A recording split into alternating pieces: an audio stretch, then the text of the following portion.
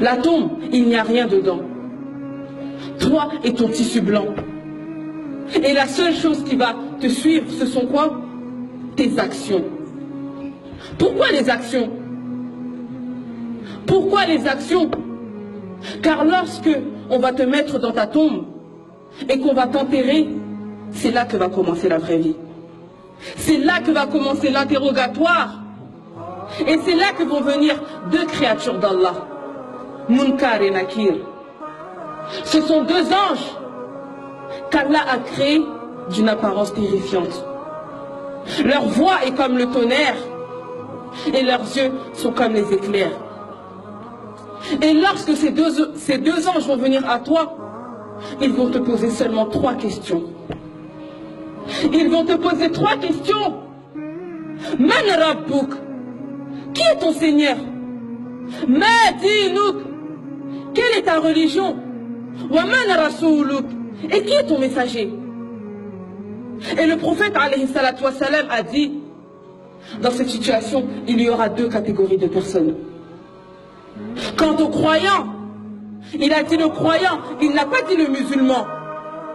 Rien que cette parole doit nous faire peur, car ça veut dire que même nous qui sommes là aujourd'hui, pourtant on est tous musulmans, mais même nous qui sommes là aujourd'hui, peut-être qu'on ne pourra pas répondre à ces questions. Car il a dit le croyant, celui qui aura sacrifié sa vie pour la religion, celui qui aura voyagé à travers les versets coraniques, celui qui avait compris que cette vie n'est rien du tout comparée à celle de l'au-delà, celui qui aura aimé Allah d'un amour sincère, cette personne dira Allah est mon Seigneur. Ensuite ils diront quelle est ta religion?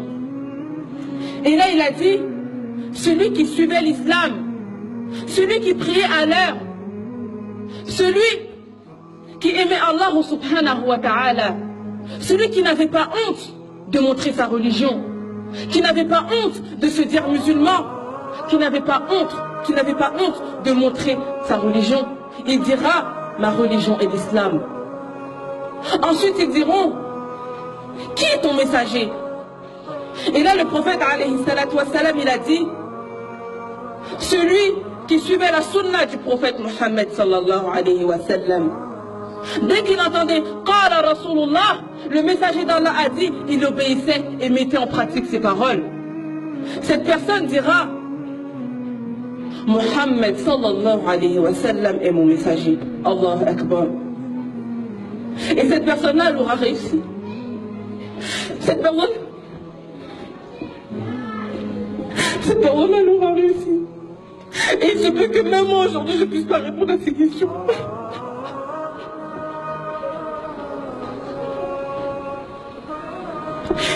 Cette personne-là, elle aura réussi. Et Allah subhanahu wa ta'ala ordonnera à ce qu'on élargisse sa tombe. Et que sa tombe soit une demeure du paradis.